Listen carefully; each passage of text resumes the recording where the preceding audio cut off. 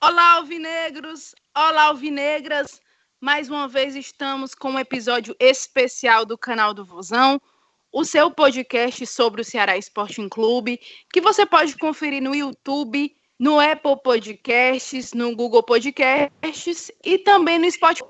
Nós estamos com um cara que foi muito pedido pelos torcedores nas nossas redes sociais. Ele fez com o Ceará uma campanha invicta e um título inédito na Copa do Nordeste de 2015.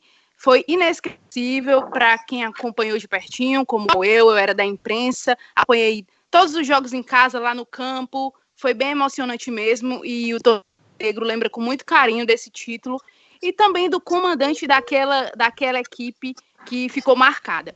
Eu estou do lado hoje do Rodrigo Cavalcante, mais uma vez, do Diego Ângelo, o nosso querido amigo Garibaldi Soares, que edita para nós o episódio, e eu quero logo dar as boas-vindas ao Silas e agradecer demais a disponibilidade dele nessa quarentena aí contra o coronavírus. Silas, muito obrigada pela sua participação. Oi, Lívia, e todos que estão aí junto com a gente, o prazer é meu.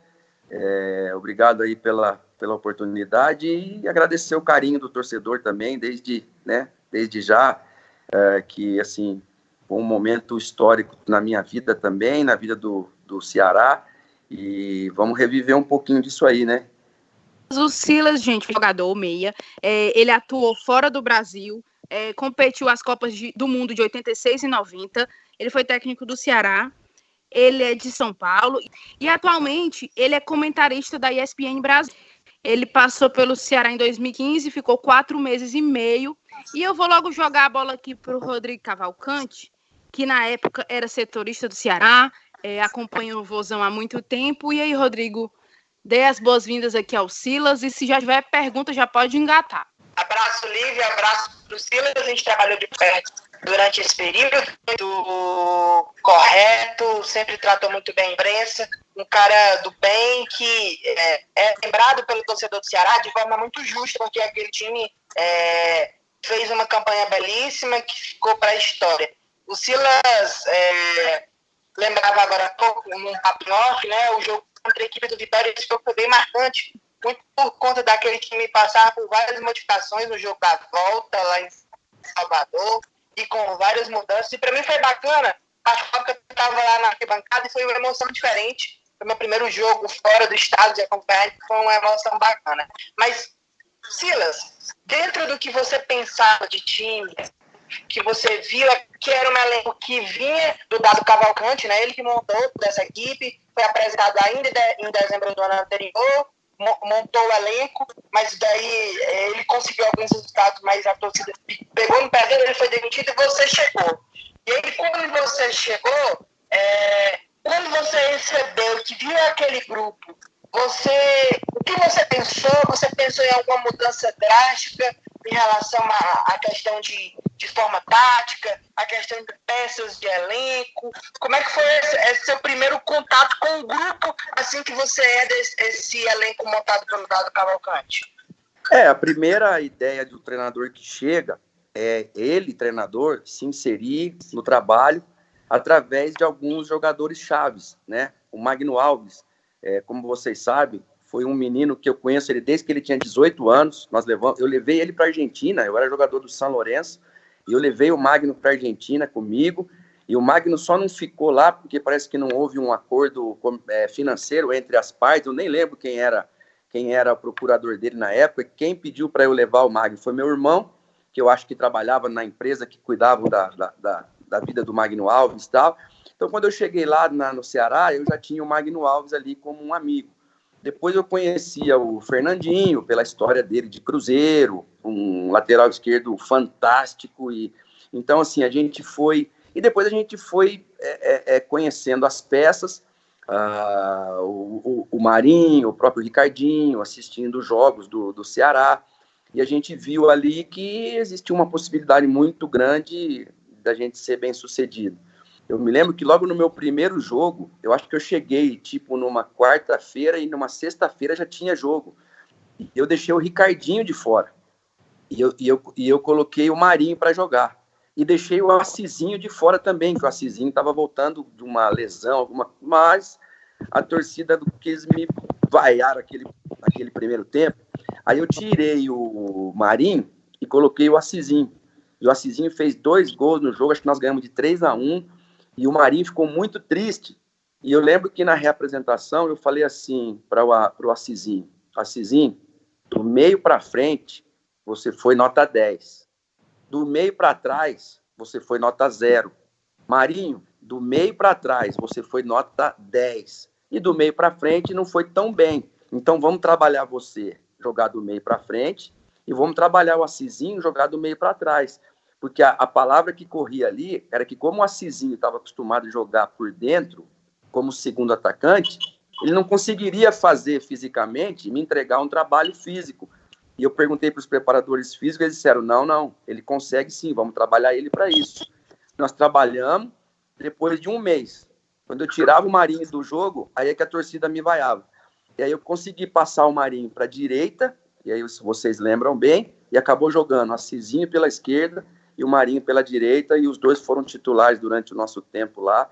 Então, assim, foi enxergar o jogo, enxergar o jogador na sua, né, na sua integridade, o que ele era capaz de entregar tecnicamente, fisicamente também. A gente tinha que proteger o Magno Alves, né, para não tirar muito ele lá da área, porque era o nosso goleador. Então, assim, começou por aí e foi dando certo, né, até o final. Silas, obrigado pela tua participação, boa tarde, né? Eu lembro bem de alguns pontos de 2015, né? A gente estava conversando aqui em off. Dentro do canal eu vou me desmiuçar um pouco mais da parte tática, tá? E você falou aí do que primeiro eu perguntaria, né? Você falou muito do Assisinho. E eu ouvia muitos amigos meus torcedores fazerem esses questionamentos, né? Porque, assim, a gente bateu um papo esses dias com o Sérgio Soares, o que foi o treinador de 14. E em 14 era Magno e Bill. Magno era segundo atacante e Bill era o centroavante. Era um 4-2, sem pontas. Você tinha a opção... Aí, eu era o técnico da Portuguesa. Joguei contra esse time, Magno e Bill. Ah, legal. E no seu elenco, você tinha a opção de jogar de forma parecida com o Magno de segundo atacante e você tinha o William Batoré, né? Que Isso. Rodou o Brasil já todo, não estava, né? Mas aí a minha primeira pergunta era muito disso. Essa mudança de sistema, porque assim, para o torcedor, ele queria ver o William de 9 e o Magno de segundo atacante. E você bancou um esquema com pontas, com o Marinho, que ninguém conhecia, e com o Assisinho, que ajudava muito na fase defensiva, né? Essa ideia de jogo, de jogar com pontas, é uma convicção sua ou foi porque você viu o potencial neles dois, que acabou até utilizando o Magno Alves de 9, que não era o mais comum, né? Queria que você falasse em cima dessa questão tática aí do setor ofensivo. Na verdade, o Marinho, desde o Náutico, ele sempre sofria muito com lesões. Então a gente tentou ajustar essa questão, levamos para o departamento médico, até a gente perguntou se não tinha alguma coisa de dente, de canal, alguma coisa que estava interferindo na questão física, e a gente viu que não, era mais cuidar ele mesmo, dosar o treinamento do Marinho, porque é jogador de fibra rápida, muito veloz e muita explosão. E aí a questão com o Marinho foi dar confiança para ele, mostrar para ele que eu mostrei vídeos do Messi para ele, jogando lá pelo lado direito, todas as situações, quando a bola chegava por aqui, quais eram as opções dele. Falei para ele, Marinho, você vai jogar em time grande, mas para jogar em time grande, você não pode perder bola. De 50 vezes que você tocar na bola, você pode errar no máximo 5 passes, porque é isso que os times grandes esperam de um jogador. Então a gente resolveu a questão do Marinho. A questão do William com o Magno Alves, até pela idade e por como o William chegou, o William não chegou na forma ideal dele, que eu tive ele no Avaí. Então eu tinha que também cuidar o William. Eu só fui utilizar o William no jogo contra o Fortaleza, que eu até peguei o Marcelo Chamusca de surpresa, ele falou para mim depois, eu não esperava, e a gente, até o último minuto do jogo, a gente estava campeão, porque ele não esperava que eu colocasse o William, e eu falei para o William, chamei o William 2 semanas antes da final, contra o Fortaleza, falei, prepara, porque existe a possibilidade de eu entrar com você na final, nós vamos surpreender todo mundo, inclusive o treinador. E nós vamos jogar a bola na área e aí vai ter o teu pé ali para fazer o gol. Não sei se vocês lembram bem, na final contra o Fortaleza, eu mudei o Marinho, eu botei o Marinho na esquerda, para poder ter bola cruzada. Marinho, Fernandinho, e na direita para ter Samuel Xavier e Assisinho, para a bola chegar. E foi o que aconteceu, a gente acabou, por infelicidade, não sendo campeão. Mas assim, foi o que a leitura que a gente foi tendo, né? Tive ali, assim, não chegou a ser um problema, mas eu tive um jogador que, assim, eu agradeço muito o ser humano que ele é, que foi o Sandro. O Sandro era ídolo no Ceará. O Sandro tinha a proposta do Palmeiras para ganhar muita grana. Eram 3 anos de contrato e o contrato dele ia subindo. E eu falei para ele, Sandro, eu, Silas, treinador, não quero deixar você sair, mas eu não posso impedir você de ganhar esse dinheiro. Então, se a diretoria entender que sim, tudo bem. Mas aí o Sandro machucou. E aí entrou o Gilvan e o Charles. E aí, quando um jogador sai por lesão, o justo é ele voltar quando ele tá bom. Eu voltei o Sandro e o Charles e o Gilvan fazendo gol. Eu voltei o Sandro machucou de novo. Aí eu voltei o Sandro de novo, ele machucou. Aí não teve jeito, aí eu tive que manter o Gilvan e o Charles. Mas assim, foi um jogador que eu desejo o melhor para ele, para a vida dele, porque é um cara muito profissional e que merece ter uma carreira linda. Ô Silas, e Gilvan e Charles que fizeram os gols da final, né? Então, olha isso. Eu estava, assim, muito receoso naquela final, porque o Sérgio Soares era o técnico do Bahia naquele momento, e o Sérgio Soares, vocês viram quando ele entrou em campo, o carinho do Castelão com ele. Cara, aquilo ali, assim, me botou mais pressão do que o jogo propriamente. Eu falei, cara, se eu não ganho esse jogo aqui hoje... Mas fiquei feliz, porque o Sérgio Soares é um amigo particular, ele, o Denis jogou comigo no São Paulo, é um amigo particular também, a gente se fala muito aqui. Então, fiquei feliz por ele, mas era uma responsabilidade muito grande em cima de mim e da minha comissão. E graças a Deus que deu tudo certo, a gente não só ganhou o jogo, como a gente foi muito superior ao Bahia. No jogo da ida, não. Mas no jogo da volta, a gente foi muito superior ao Bahia. E na final, eu estava sem o Marinho, né? Vocês lembram que o Marinho tomou um cartão lá e nós ficamos sem o Marinho. Eu fiz a opção pelo Wesley, né? Que também jogou uma barbaridade. Ô, Silas, eu tenho uma dúvida, assim, porque treinadores, eles têm uma grande missão, para mim, acho que é a mais difícil de todas, que é gerir grandes grupos de pessoas, né? Então, na sua grande maioria, 28, 30, um elenco grande, como o Ceará geralmente tem.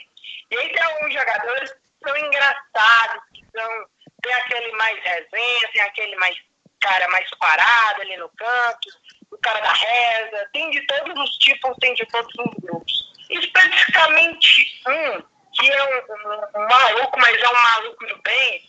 Todo mundo gosta dele, hoje mesmo ele no Santos, todo mundo de outros clubes, torcedores de outras equipes gostam muito dele, que é o Marinho.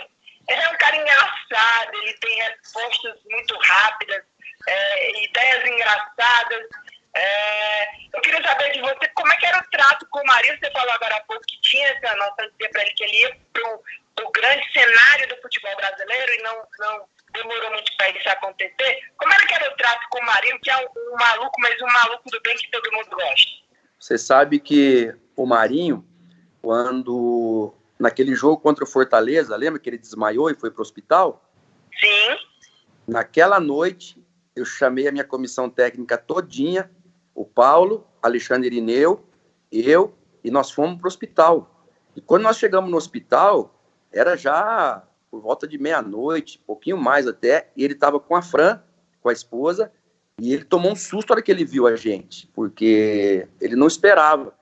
E nós dissemos, não, nós estamos aqui porque a gente quer que você saiba que você é como um filho para a gente, como todos os demais.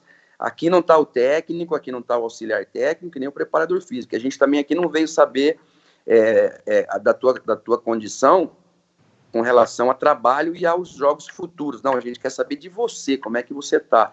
Nossa, ele chorou, ele ficou muito emocionado, a Fran também. A Fran, para vocês terem uma ideia, ela é amiga da minha esposa até hoje. Minha esposa fala muito com ela.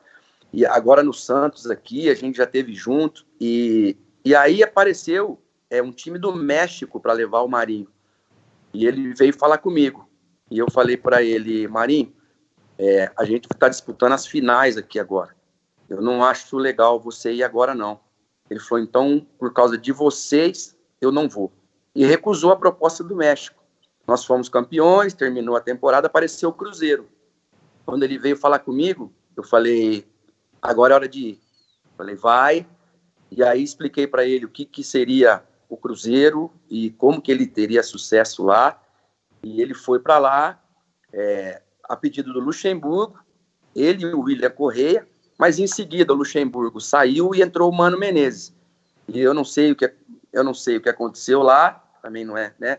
Não me importa, mas o Mano Menezes não deu continuidade nem para um nem para outro. O que para o Marinho foi melhor. Porque o Marinho foi para o Vitória da Bahia e no final do ano o Marinho foi considerado o melhor jogador do campeonato. Todo mundo queria o Marinho e ele foi ganhar fortuna na China e depois voltou com esse cartel que ele está aí, agora está voltando de lesão, mas esse grande jogador que todo mundo está acompanhando. Silas, no linguajar do futebol, digamos que essa tua atitude foi muito humana, né? No futebol, cada vez mais os jogadores, os garotos são tratados como produto. E esse seu cuidado, né? Esse seu cuidado humano fez com que jogadores corressem por você, né? Vamos usar o linguajar da bola. E isso é muito importante. Muito massa esse teu relato, esses teus relatos. Acho que a torcida vai adorar saber desses bastidores, até porque a torcida não tem esse acesso, né? E vai acabar tendo via essa gravação. Assim, sobre esse detalhe eu queria parabenizar a tua atitude, né? Sensacional, de verdade. Eu queria voltar um pouquinho, já que você estava falando dos gols, né? A Lívia comentou os gols do Gilvan e Charles, e eu lembro muito bem que... Deixa eu lembrar um detalhe sobre isso aí que aconteceu. Claro. Quando virou, nós trouxemos não era Flávio Conceição, era Conceição, Ricardo Conceição. E a gente já tinha lá muita gente, e eu chamei o João Marcos, porque eu tentei levar o João Marcos para quase todos os trabalhos que eu fui, eu tentei levar o João Marcos, porque o João Marcos, desde o Marília aqui, que eu seguia ele. E aí eu não consegui, e quando chegou lá, eu chamei o João na minha sala, falei, João, eu preciso te falar uma coisa. Talvez você, nos treinamentos, tenha que ir para o terceiro time. Ele falou, eu falei, não é uma coisa que eu quero, mas é coisa do trabalho. Eu falei, não tenho nada contra você, pessoal, nada, muito pelo contrário. Eu sempre quis levar você para todos os trabalhos que eu fui. E o João era o jogador com mais anos de casa no Ceará. Eu acho que naquela época ele já tinha 7 anos de casa. Então era um jogador emblemático para o clube. Ele falou para mim, professor, você não precisa nem se preocupar com isso, porque a justiça que você teve na situação do Sandro, o grupo todo já sabe que existe justiça aqui, que vai jogar aquele que tem que jogar. Então aquilo para mim, assim, foi uma coisa que eu fiz usando a justiça, mas eu não sabia que ia afetar um jogador que poderia criar um problema para mim. Se ele fosse um jogador de outro caráter, ele ia falar, não, eu não quero saber, eu estou aqui há 7 anos e eu mereço respeito. Então, assim, isso tudo ajuda muito a gente a saber que a gente está, né, no caminho certo do trabalho. Mais uma vez eu repito, né, parabéns, né, esse lado humano no futebol é muito difícil e acho que vai aumentar ainda mais a admiração que nós todos temos aqui, a torcida, com certeza, né? Acho que está todo mundo aqui em êxtase com esse tipo de relato. E aí, eu volto para o que eu queria perguntar, né? A Lívia lembrou que os gols foram de Gilvan e Charles, eu vou mais além. Eu lembro que as 2 assistências foram do Ricardinho, o gol na Bahia foi dele, e aí eu vou mexer no posicionamento dele. Assistência aí, do Samuel Xavier. E gol dele na Bahia, né? Isso. E aqui, 2 passes para gol dele. Voltando a falar do papo com o Sérgio, ele falou que mexeu no posicionamento do Ricardo, trazendo ele mais para trás. Só que eu lembro que no time do Sérgio ele só tinha um João para fazer coberturas, né? No seu tinha Sandro, Manuel e o William Correia também, que também sabia jogar. Uma das melhores duplas um dos melhores trios de meio campo que eu trabalhei. Ricardinho, o William Correia e Sandro Manuel. Impressionante que eram os 3. ele é um xodó da torcida. Tem uma massa de torcedores que acompanha ele nas redes sociais, principalmente no Instagram, e torcedores comentam com raiva, assim, aquela raiva, poxa, tá muito bem lá, o time dele é campeão, né? Quando é que esse cara vai voltar? É um cara que até hoje o torcedor do Ceará tem essa ligação, essa vontade que ele retorne. Para você ter noção, olha aí, era um trio qualificado. Não, esse trio com certeza é um dos melhores que já passaram no Ceará. Pelo menos para mim, isso aí eu tenho certeza absoluta. E depois tinha o Wesley para entrar, tinha o Marcos Aurélio, lembra do Marcos Aurélio? Muito bom jogador. Sim. E eu ainda tinha aquele menino que era o canhoto, como é que era o nome dele? Um grandão? Peraí, deixa eu caçar aqui. Enquanto o Rodrigo caça, eu vou terminar esse raciocínio que é a respeito do Ricardinho, né? Porque, assim, Ricardinho ficou muito emblemático para o torcedor por causa de 2015. A gente já vai falar do time que se desfez, mas ele ficou, né? Ele foi remanescente naquela campanha da Série B. No Nordestão, ele jogou, assim, barbaridade. Eu lembro que na final, com o William expulso, ele puxou a responsabilidade, fez o gol de empate, enfim. Isso mesmo. Gastou a bola. Eu queria que você falasse, porque, assim, até hoje tem torcedor que consegue contestar o Ricardinho, Silas. Incrível, né? Aconteceu com o Ricardinho o que aconteceu com o Lucas Lima. Aconteceu Isso. Igualzinho. O Santos se desfez, depois daquelas campanhas maravilhosas com o Neymar, com todo mundo. Lucas Lima teve para ir para o Barcelona e não se deu. E aí depois a conta ficou tudo nas costas dele. Foi o que aconteceu com os jogadores do Ceará que ficaram naquela Série B. Eu lembro que ficou o Luiz Carlos goleiro, o Sandro ficou, o Gilvan ficou, o Fernandinho já não estava. O Fernandinho ficou uma parte, Samuel Xavier foi embora. Aí ficou nas costas dos jogadores que chegaram. E eu lembro que a gente trouxe o Baraca, a gente trouxe o Ricardo Conceição, e a gente não conseguiu repetir aquelas mesmas campanhas que a gente tinha feito antes. Até porque a gente estava vivendo a curva da mudança. E a curva da mudança, geralmente, ela vai para baixo, para depois estabilizar e depois subir.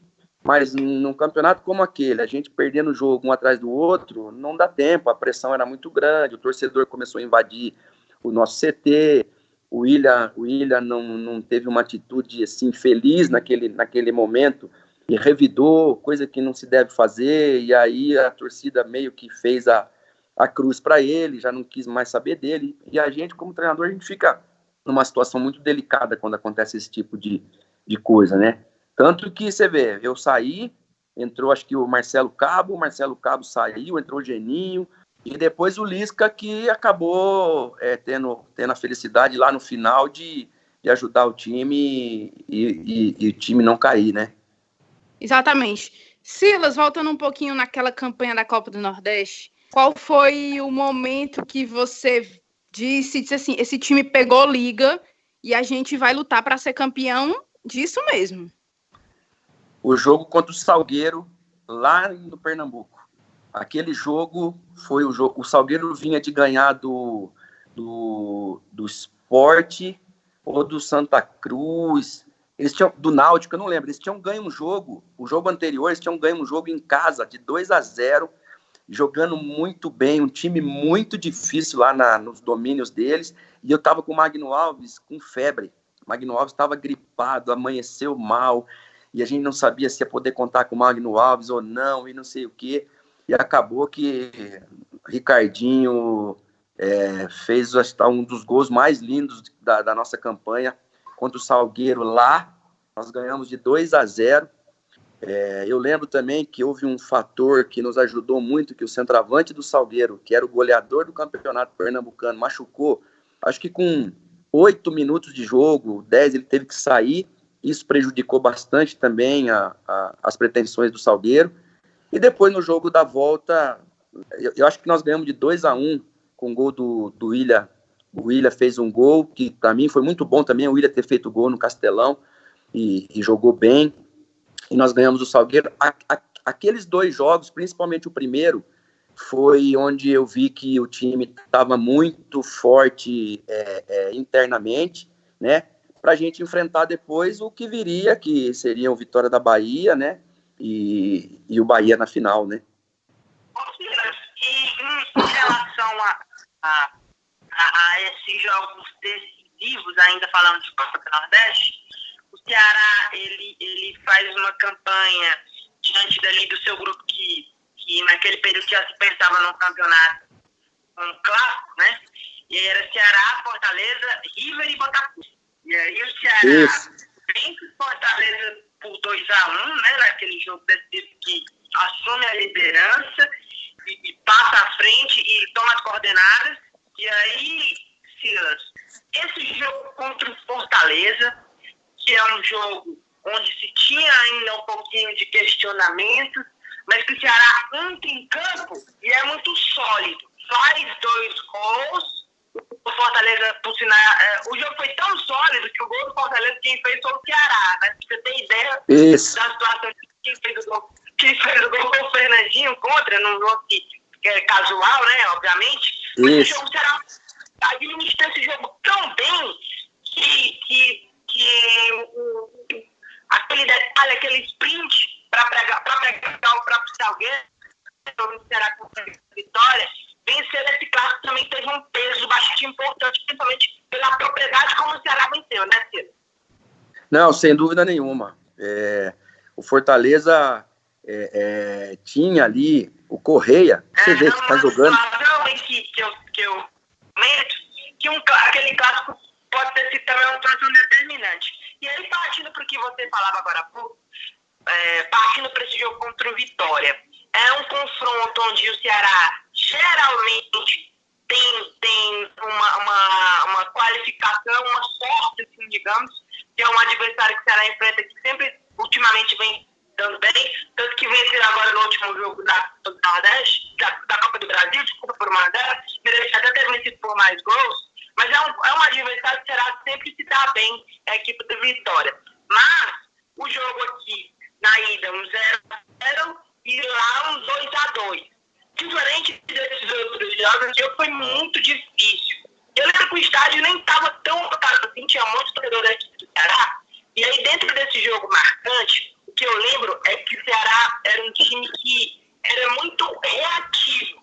Porque o Vitória, mesmo se colocando à frente do placar 2 vezes, o time se mantinha num padrão e atacando e com força, com a chegada do Marinho. Foi um jogo bastante pegado. Eu queria que você falasse um pouco dos bastidores dessa partida, por favor. Não, foi muito interessante porque, assim, o grau de amizade dos jogadores era uma coisa impressionante. Eu fui com o Sandro e com o Carlão para aquele jogo na zaga e em nenhum momento eu vi insegurança por parte dos outros jogadores na hora das brincadeiras, do aquecimento, no vestiário.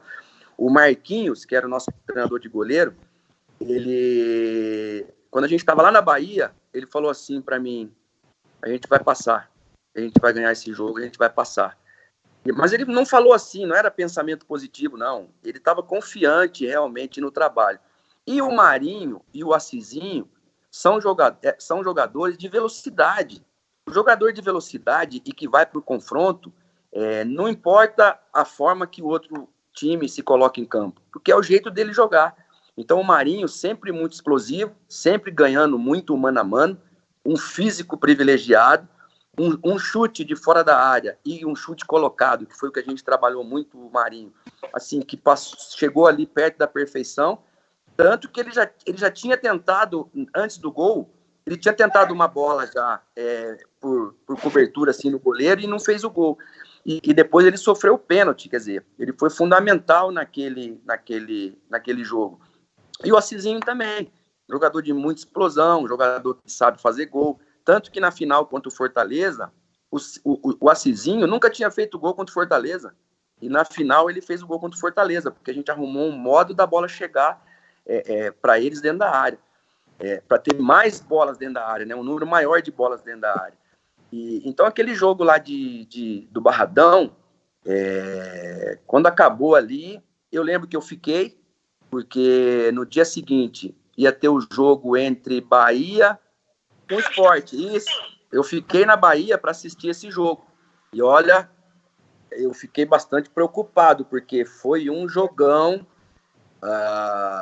E aquela rivalidade, né, entre o Ceará e a Bahia, aquela coisa toda. Mas a gente se preparou e foi com tudo. Foi um 3-2, rapaz, mas foi um 3-2 bem jogado, cheio de gols, cheio de oportunidades. O Diego Souza destruiu esse jogo, mas mesmo Isso assim, mesmo. junto mais alto, e eles conseguiram chegar à final com muita propriedade, mas foi um jogado, viu, Silas? Eu fiquei menos preocupado de enfrentar o Chiesa do que teria de enfrentar o Diego Souza, porque o Diego Souza realmente é um jogador que muito experiente, muito forte, né? E eles tinham eliminado a gente quando ele estava no Vasco, eu estava no Avaí, ele jogou um jogaço na ressacada contra a gente, o Vasco ganhou da gente de 2-0 lá, nós empatamos no Rio, semifinal da Copa do Brasil, e depois o Vasco foi campeão em cima do Curitiba, e o Diego Souza foi figura naquele time do Vasco, então eu estava bastante preocupado assim. Quando o Sport ficou fora, eu fiquei menos preocupado, porque eu falei, opa, a gente não vai ter um ataque com o Diego Souza. Isso já me tranquilizou um pouco. Verdade. Silas, você não tinha comandado nenhum time tinha comandado Fortaleza, né? Na época, Isso. Na verdade, era auxiliar, né? Eu a primeira parte como auxiliar e o Cearense, o primeiro turno, né? Que a gente perdeu a final do primeiro turno, e ali eu fui desligado já pela diretoria do Fortaleza. Mas me diz, como foi enfrentar como é que foi para você um clássico rei do outro lado, do lado do Ceará, e eu digo da Copa do Nordeste, naquela fase de grupos, que foi o jogo que o Rodrigo citou, que o Ceará jogou muito bem. Na verdade, assim, eu já estava acostumado com isso, porque eu já tinha jogado contra o meu irmão gêmeo, que era meu auxiliar técnico lá em Portugal, né? Eu pelo Sporting, ele pelo Porto. Então, assim, a gente tem que separar bem as coisas. Eu fiz muitos amigos lá no Fortaleza, né? O Cesta, o Cícero, a Toninha, ou seja, toda aquela galera do Fortaleza lá, que a gente fez amizade, né? O Salvino, mas que acabou ali, né? Na hora que a gente foi enfrentar o Fortaleza, tive o Correia no Flamengo, né? Jogadores que eram meus amigos, tive o Auremir no Náutico. Então, mas ali, o Lima tinha sido meu jogador no Atlético Mineiro também, mas ali a gente estava defendendo as coisas do Ceará e, assim, não tinha o que fazer, ou era a gente, ou era eles, né? E a gente acabou sendo feliz, né? Na somatória dos clássicos que nós jogamos contra o Fortaleza. Infelizmente, naquela final do Cearense, a gente não conseguiu ser campeão por muito pouco. E a grande decisão, Silas, contra a equipe do Pai, um jogo super equilibrado dentro da Fonte Nova, estádio lotado, e aí, num lance determinante, né, que foi a falha do goleiro, saindo aquele gol, e aí, naquele momento de jogo, ali passou na cabeça do Silas, poxa, está um pouquinho mais perto de ser campeão? Sem dúvida nenhuma. E a gente jogou bem o jogo contra o Bahia. O Bahia teve chance, eu acho que teve um gol anulado, eu acho que teve uma bola na trave do Gamalho, que ela pegou no pé da trave lá. Mas a gente jogou bem, o Jean fez boas defesas também durante o jogo. E quando a gente fez o gol e que nós saímos de lá com a vitória, quando eu estou chegando no Castelão com o ônibus e que teve aquela... Como é que vocês chamam lá? Rua de Fogo.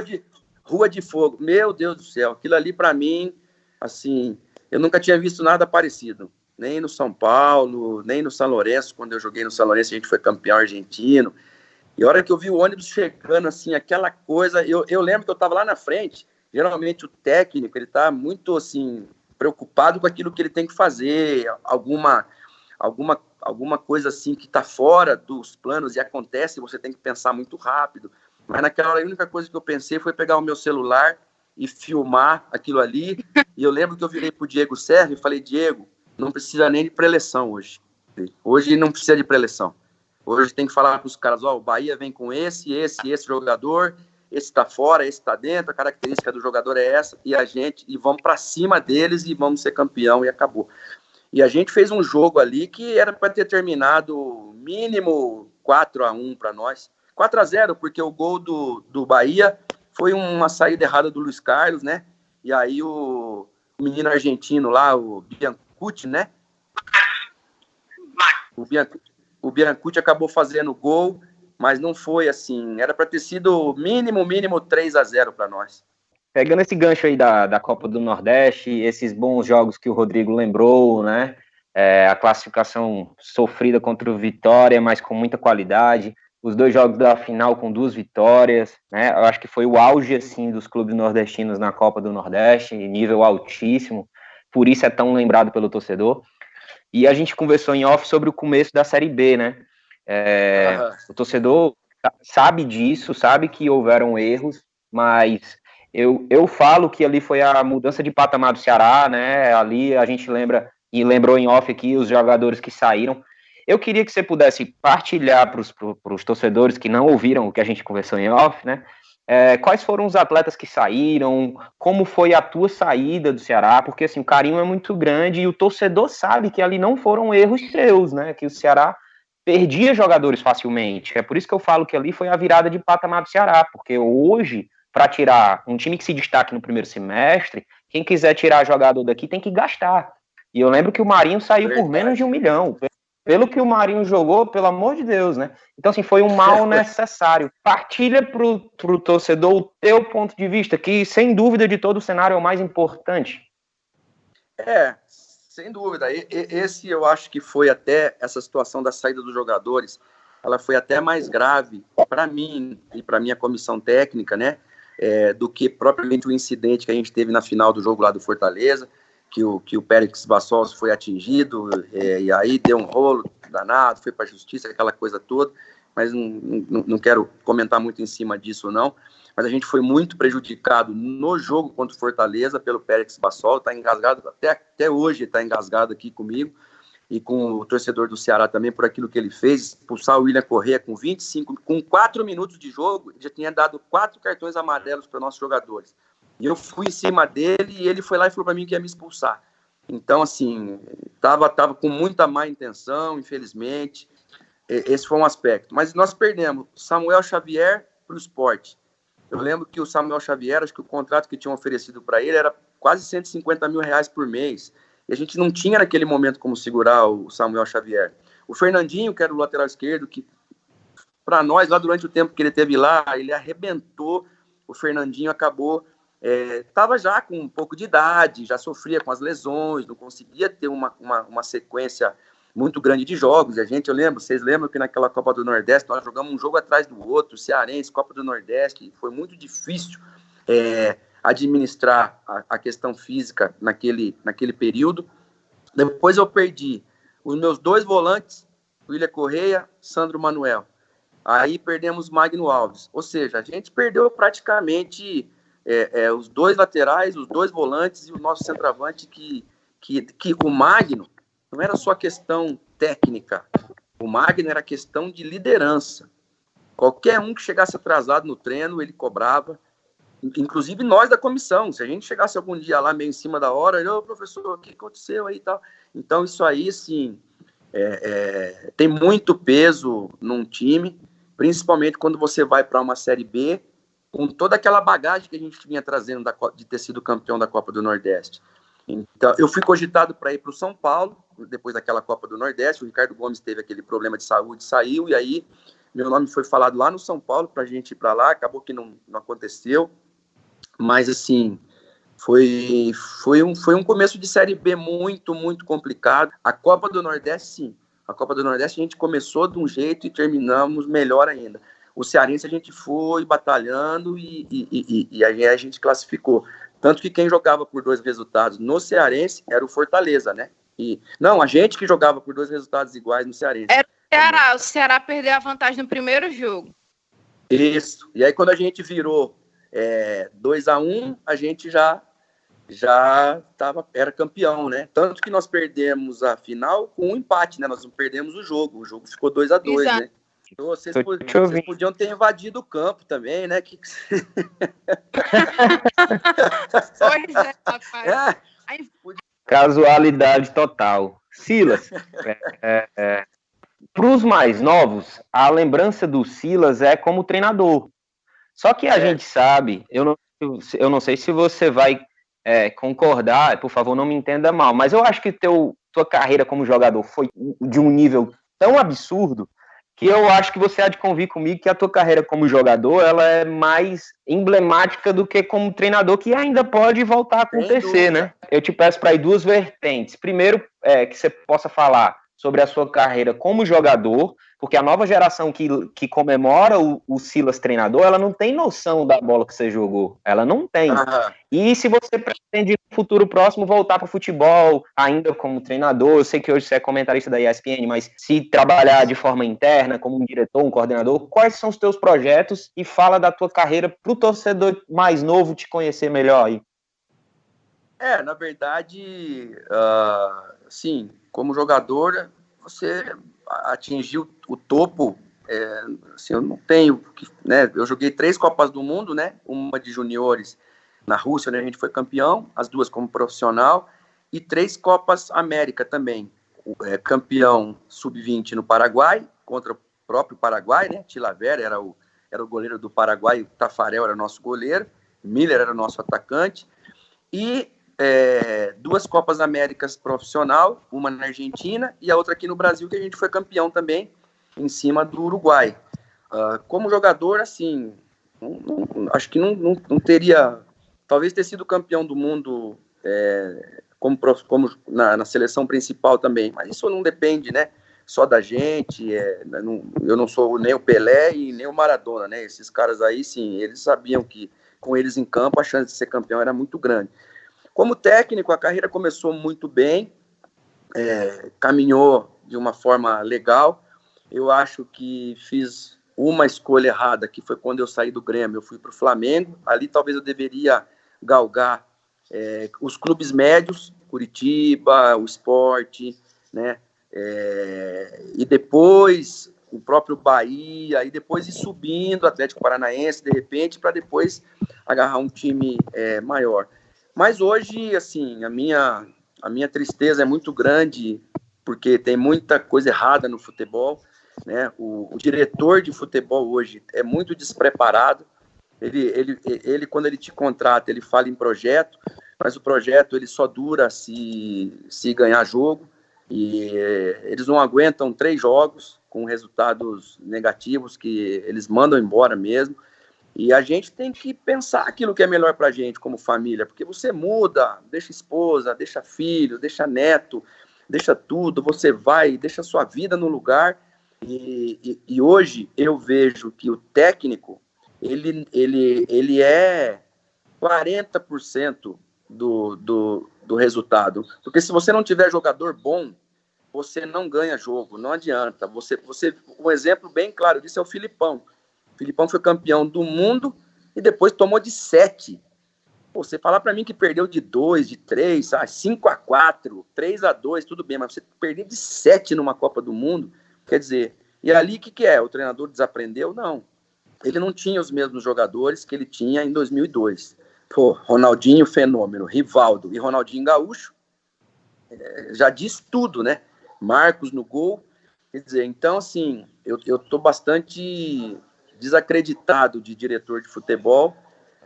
Hoje eu tenho um trabalho que me dá uma segurança muito maior, onde eu sou muito querido lá. Nós somos 5 ex-atletas, né? O Zé Elias, Fábio Luciano, Djalminha, o Alex, o Zete e eu. Então, assim, eles gostam muito da gente, a gente mostra o lado interno para eles, e a gente vai aprendendo também a ser comentarista.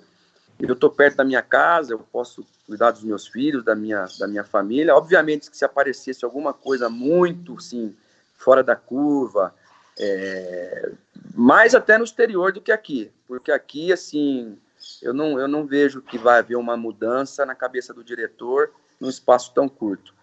E isso, né, quando você vai tomar uma decisão, você tem que tomar uma decisão muito acertada, você deixar um trabalho seguro para ir para um campo que é inseguro, além da insegurança, sabe, de ameaça de torcedor e essa coisa toda que você não vive, né? A estatística diz que mais de 90% dos treinadores vão ter síndrome do pânico na velhice, Então, isso é uma coisa para se considerar, porque realmente a pressão e o estresse é muito grande.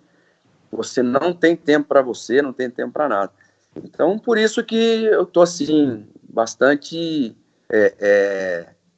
pensativo e até, assim, para tomar uma decisão, tem que tomar com muita convicção, né? Silas, hoje em dia a gente tem que cuidar também muito da nossa saúde mental, ela é muito importante, né? Na verdade, sempre foi, mas as pessoas negligenciavam muito. Silas, daquele grupo lá que foi campeão da Copa do Nordeste, quem era o cara mais... A gente externamente acha que é o Marinho, que era o mais engraçado, que comandava lá a comédia. Era ele mesmo ou tinha outro também que era bem gaiato? O Samuel Xavier era muito palhaço também. O Marinho, ele era excêntrico. Eu não sei nem se o Marinho é do Rio Grande do Sul, eu acho que não, eu acho que ele é nordestino. Mas ele vinha com cada roupa, e um cara assim, de uma personalidade que é o que ele faz dentro do campo também, sabe? Ele vinha com as roupas assim, que a gente olhava, e a única coisa que a gente conseguia fazer era dar risada, porque... Bom, vocês lembram como ele aparecia para treinar. E os cabelos também, né? Pronto, cabelo, era brinco, era bota e calça curta e bermuda e não sei o quê. E aí depois, e o Samuel Xavier era mais assim, era mais suave, mas era também muito, muito brincalhão. Tinha o Jean, que era um volante, não sei se vocês lembram dele. Jean Kleber, isso, que tinha trancinha no cabelo. O Jean também era bastante brincalhão, né? Aquela galera ali. E, assim, foi, na verdade, um tempo inesquecível. Você falou no começo, né, Silas? Não era o Jean Kleber. Era um canhoto que era do... Nossa, que time que ele era lá, que ele tinha feito um campeonato, acho que uma Copa do Nordeste um ano antes, ele acabou com os jogos contra o Ceará. E aí o Ceará levou ele para lá. Depois ele teve problema com a esposa, teve problemas sérios lá. Era o Eloy. Veio do Sampaio Corrêa. E acabou que não deu certo. Vai, Rodrigo, fala. Como é que foi a resolução, assim, como é que foi o treinador tem que ser tudo, né? E você lembra desse caso? Mas como foi especificamente esse caso? Porque o Ceará gastou muito dinheiro para trazer esse jogador. Como é que você tentou administrar a situação que foi totalmente pessoal e o Ceará, no fim das contas, saiu no prejuízo? Óbvio, mas teve um prejuízo mental, psicológico, até da sua própria carreira. Mas como é que foi para você administrar? Porque esse tipo de problema no futebol, às vezes é mais comum do que a gente pensa. Mas o dele foi externado. As pessoas souberam do que aconteceu. Como é que foi para você gerenciar pontualmente essa crise do Eloy? Eu não tive muito o que fazer, porque passou da minha, assim, da autoridade que o treinador tem que exercer num trabalho para uma questão administrativa. Então ele passou lá para cima. E aí passou a ser tratado diretamente lá. Ele também saiu, a gente teve um período de folga e ele não voltou. Ele tava muito, a cabeça estava muito ruim, assim, ele estava tendo problemas com ele mesmo. Então, assim, eu nem tive muito o que fazer, porque ele mesmo,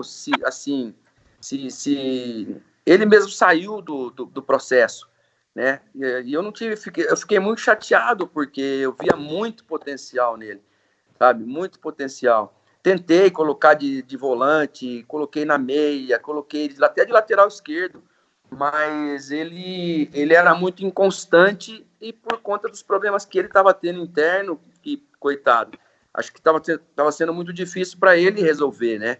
E a gente não conseguiu ajudar ele, porque os tempos no futebol são muito velozes, né? Não dá tempo para fazer nada. De repente, trazer um psicólogo, ter um tempo separado para que ele pudesse ser trabalhado, a gente não conseguiu, infelizmente. Tivemos o Robinho também lá, que eu briguei pelo Robinho. Eu e o Sérgio Soares somos os únicos dois treinadores que gostavam do Robinho. Onde é que ele está, o Robinho? Estados Unidos. Olha aí que beleza. Puxa, fico feliz, viu? Porque que potencial. Mas ele fez um gol contra o Fortaleza, né? No último minuto. Foi foi vestindo a camisa do Confiança também. Eu trabalhei nesse jogo e aí tava 1-0 para o Fortaleza, para que o Confiança martelando pra caramba. E aí ele entra no segundo tempo e um cruzamento no meio da área. A bola bate mais na cabeça dele do que ele faz o gol, mas ele foi muito predestinado. A bola foi exatamente onde ele estava. E assim, você lembrou desse jogo? Não tem nem nada a ver com o Ceará, mas pra mim é muito emblemático, porque ele faz o gol e ele olha para o lado, olha para o outro, ele pensa no que fazer para comemorar, e sai correndo o estádio todo. Eu assisti esse jogo. Depois ele nem falou com a imprensa, porque ele ficou tão atordoado nesse jogo. Mas foi muito engraçado, vocês estão falando do Robinho, é muito feliz, da minha parte, fico muito feliz em ver o Robinho bem, porque ele era muito questionado, mas você, Silas, o Sérgio, eram treinadores que utilizavam ele, que buscavam dar moral para o menino, e hoje ele está nos Estados Unidos, ganhando em dólar. Quando ele voltar para o Brasil, que ele for trocar esses dólar R$5, ele vai estar muito rico. E aí, o empresário dele é o Ademar Madeira, que também tem alguns jogadores no Ceará, e um dia desse eu falava com ele de como ele amadureceu, de como ele está bem, de como é que ele está feliz lá. Então, boa parte disso é seu mérito, viu, Silas? Pode ter certeza. Poxa, se vocês falarem com o empresário dele lá, manda um abraço grande para ele, passem meu número para ele me ligar, porque fico feliz de saber que ele está bem. E queria até falar com ele para saber como é que está a vida dele, tudo, se está casado, se não está, como é que ele está tocando a vida dele para frente. E ele tentou no jogo contra o Fortaleza, mas ele não conseguiu. Quando o Bill pega a bola lá do lado esquerdo, ele não conseguiu derrubar o Bill. Se ele derruba o Bill, aí acontecia a falta. Ele não conseguiu, ele tentou derrubar o Bill. E aí foi uma virada de jogo lá na direita e acho que era o Tinga, né? Que era o lateral direito do Fortaleza. Uhum. Isso. Aí o Tinga devolveu a bola para dentro da área e aí a gente sofreu o gol. Mas ele tentou até fazer a falta no jogador do Fortaleza naquele momento e não conseguiu. Talvez pelo físico dele pequeno, né? Se fosse um cara mais forte, talvez derrubaria. Silas, já que tu entrou nessa seara desse jogo aí, né? Que a gente não gosta muito de lembrar, mas você, claro que você não teve culpa, foi um acaso, coisas que acontecem no futebol. Mas se você pudesse fazer alguma coisa diferente naquela semana, você faria? Eu pensei tanta coisa, mas tudo que eu pensei ia ser coisa ilegal, assim, irregular. Mandar o Luiz Carlos cair e segurar o jogo. Porque a euforia, não sei se vocês lembram, a euforia do segundo gol nosso, do gol do Assisinho, foi tão grande que os jogadores comemoraram muito. E aquilo traz um desgaste físico, porque a gente estava desde os 25 minutos do primeiro tempo com um jogador a menos. E não passava pela cabeça de ninguém que o Fortaleza pudesse empatar aquele jogo. Então, sabe, aquela malandragem, sabe, do jogador cair, o goleiro, ou então arrumar uma confusão, pedir para um jogador arrumar uma confusão, que aí acaba o jogo também. Mas ninguém, nem os jogadores do Fortaleza, eles estavam todos com os braços abaixados já. Eles também já tinham dado aquilo como perdido. Para eles também foi uma coisa. A torcida do Fortaleza começou a ir embora quando a gente fez o gol. Mas você acha que os jogadores do Ceará não entraram com tanta confiança por causa do título da Copa do Nordeste, ou você acha que não tem nada a ver? Não. Eu acho que a gente foi muito... É difícil quando você é prejudicado num jogo durante o jogo todo. Quando você é prejudicado por um erro do árbitro, tudo bem. Mas quando você é prejudicado o jogo todo, então, por exemplo, você tem que sair da área, zagueiro, para fazer a falta fora da área. Aí ele faz uma falta fora da área, que é uma falta normal, o juiz já vem, já dá cartão. Quando o Pérez Bassols amarelou a gente, 4 jogadores, já com 10 minutos de jogo, eu falei pro Paulo, meu irmão, puxa, isso não vai prestar hoje, cara, isso vai. Porque a gente percebe, sabe, que o cara tava ali mal intencionado. E a gente já tinha sido campeão da Copa do Nordeste. Então, tem coisa assim que a gente pensa, mas não pode falar. Né? A gente já tinha sido campeão da Copa do Nordeste, ser campeão com 2 campeonatos, sendo que o do Cearense seria o pentacampeonato, aquilo teria um baque muito grande, sabe? No estado, no futebol do estado. Ixi, Mas melhor deixar assim mesmo, e acaso, e vamos para frente, até porque a gente não tem como voltar mais atrás nisso aí. Silas, vou fazer só 2 adendos, tá? Sobre o Eloy. Ele veio junto com o William Correa, do Sampaio Correa, só que o Eloy era o protagonista e o William Correa era o coadjuvante, né? Na prática, acabou sendo o contrário na prática, né?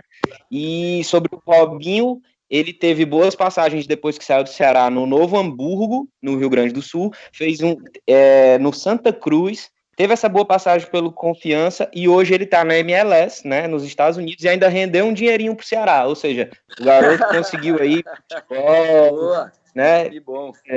Enfim, já que você queria saber desses detalhes.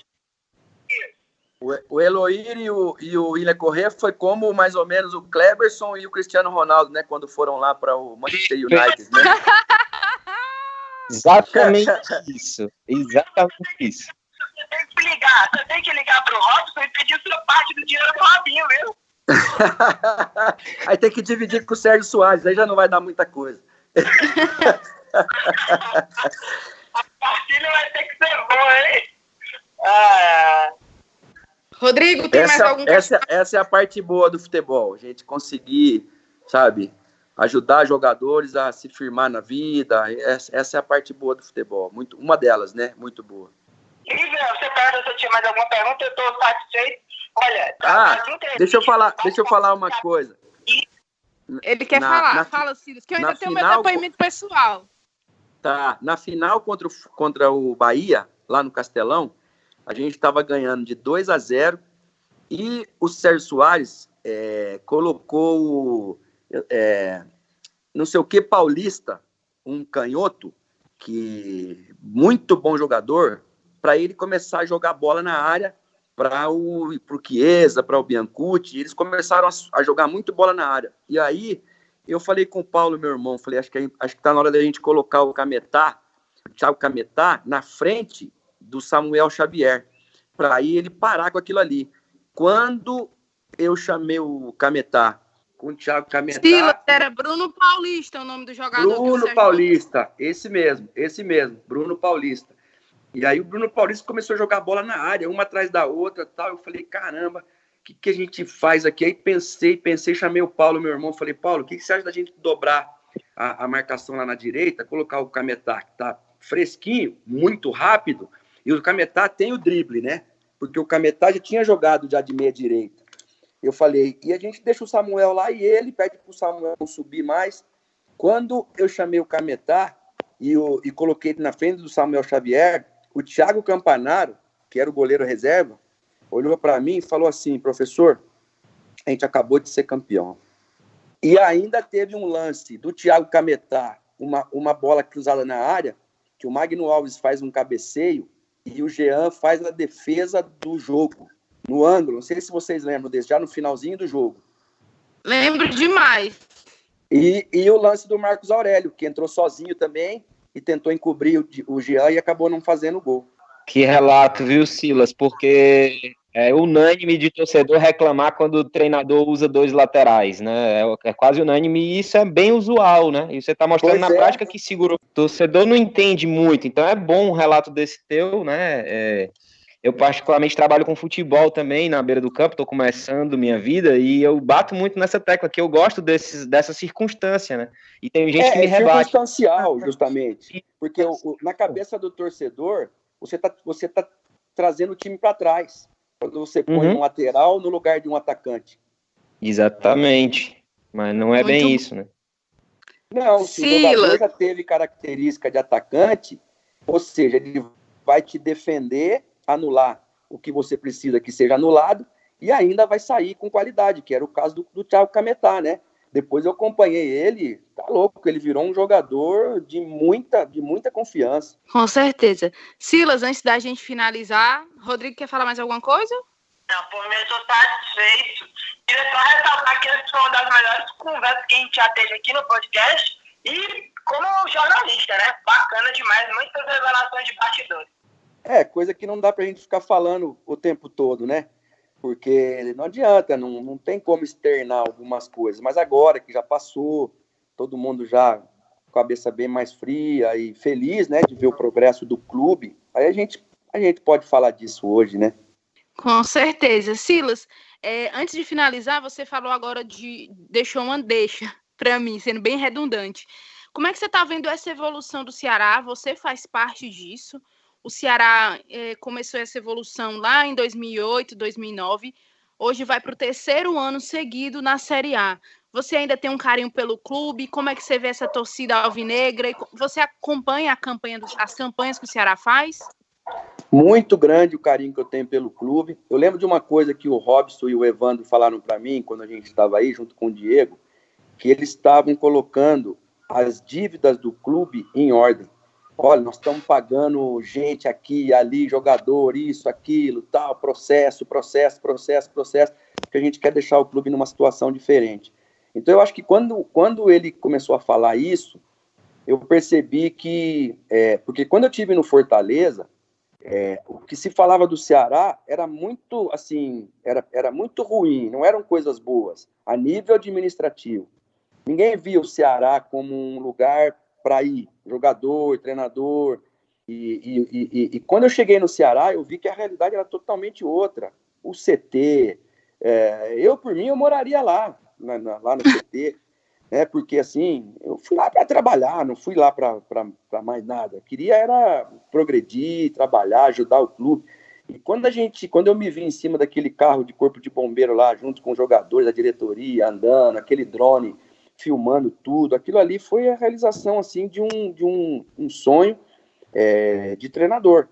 Então, desejo muito sucesso para o Ceará, né, para a diretoria. Falo com eles de vez em quando, eles me ligam perguntando de jogador, e eu falo um ou outro e tal. Então, isso aí é muito legal, porque a amizade, ela continua, ela vai continuar, nunca, não com o Ceará, com nenhum clube liguei para um diretor insinuando, nem o Diego Serri, que está no Bahia, sabe? A gente foi campeão junto. Ele podia falar, não, Silas, não. Eu acho que, assim, as coisas, quando tem que acontecer, acontecem de forma natural. Deus abriu essa porta grande para mim na ESPN, e eu estou muito feliz lá também. Mas desejo para o Ceará tudo de melhor, e quando tem jogo aqui, dá para acompanhar, eu acompanho, sigo, e isso é muito legal. Legal, Silas. Agora vamos no depoimento pessoal. Esse jogo, Silas, esse rapaz que fala com a gente aqui, Rodrigo Cavalcante, nós dois somos namorados, certo? E esse jogo aí, esse jogo, eu tava entrando na tribuna do Ceará e ele estava saindo, eu estava indo para a vaga dele. Certo. E por acaso da vida, a gente teve uma conversa e nesse jogo aí, dessa final, a gente começou a conversar e estamos conversando há quase 5 anos.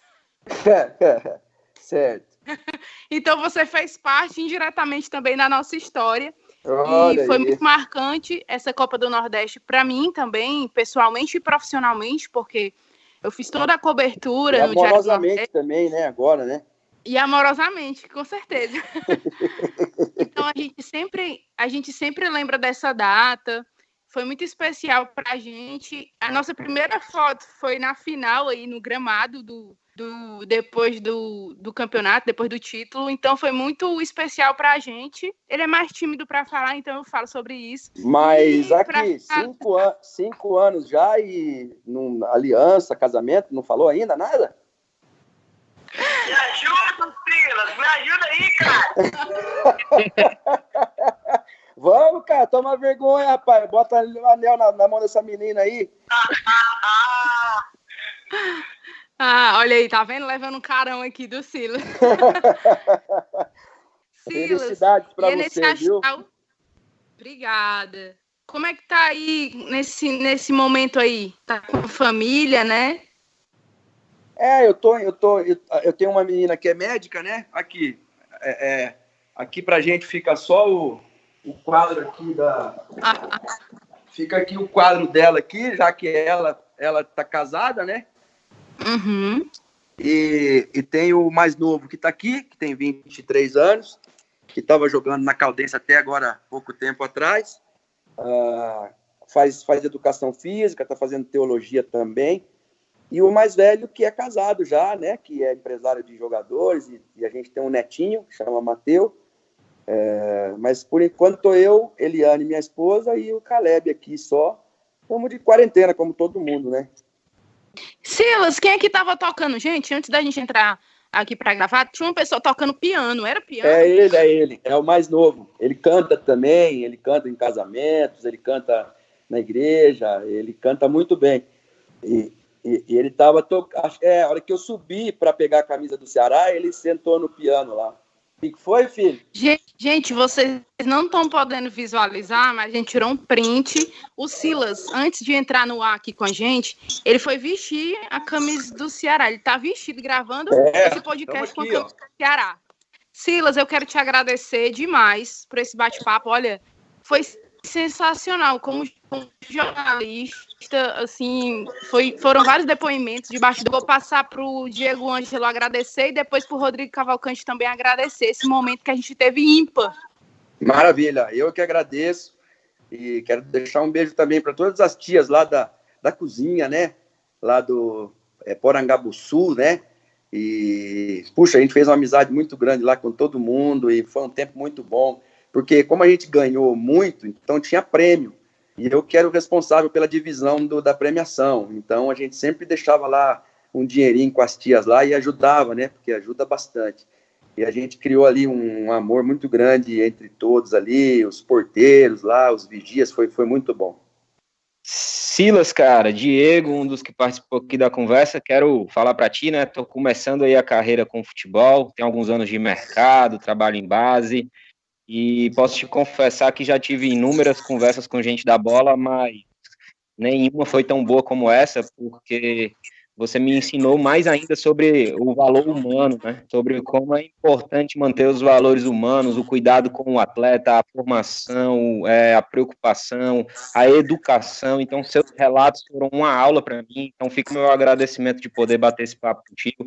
Desejo mais sucesso ainda. Estou aqui acompanhando e aumentou aqui a minha admiração por ti, tá? Muito obrigado, grande abraço. A torcida vai adorar o papo. Maravilha, a gente indo aí, a gente vai se encontrar aí. Daqui a pouco tem alguma cobertura de algum jogo, alguma coisa, a gente está por aí. Tomara a Deus que a gente possa se encontrar por aí, para tomar um suco de cajá, que é o que eu mais gosto aí. Ai, eu amo cajá. Valeu, cara, muito obrigado. Muito sucesso na tua caminhada aí. Eu também queria agradecer o bate-papo, porque é um dos bate-papos mais reais que eu já tive na minha vida profissional. Foi bacana demais falar com o Silas sobre isso daí.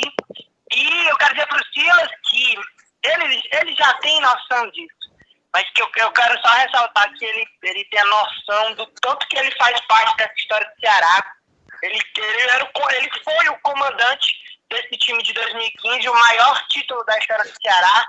Então a gente fez o bate-papo com o Sérgio, e aí nos pedidos dos nossos ouvintes, conversa com o Silas também, tentem falar com o Silas.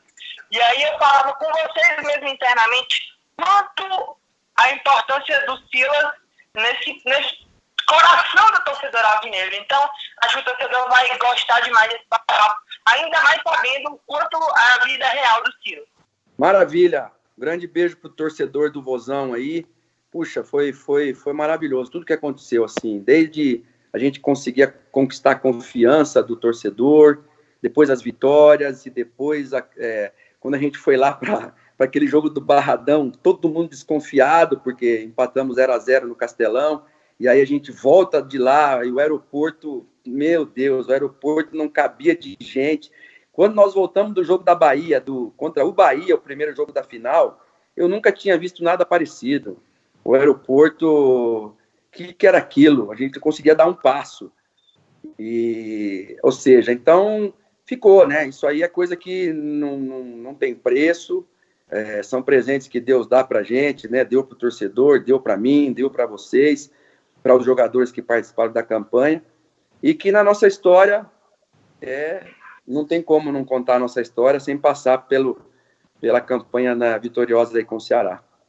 Silas, mais uma vez aqui passando para te agradecer, muito obrigada e por interromper esse momento seu familiar com seu neto, seus filhos, sua esposa, realmente muito obrigada, para a gente foi engrandecedor aqui como torcedor alvinegro, como torcedora alvinegra, com certeza todo mundo vai ficar muito feliz com seus depoimentos, com o carinho que você mostra pelo Ceará, com a transparência com que você lidou com tudo, falou aqui pra gente abertamente de vários assuntos, realmente foi muito, muito legal. Antes de encerrar, eu quero agradecer também aos nossos parceiros que fazem o podcast do canal do Vozão acontecer, o @RockPillImports, @Complexo Misterral, @moda, _macho, @Lívia Rocha, que sou eu, Lívia Rocha, LYVIA Rocha, o Diego Ângelo, @Diego Ângelo, _, o Rodrigo Cavalcante, que é o @RCF1994, e o Silas. O Silas usa rede social?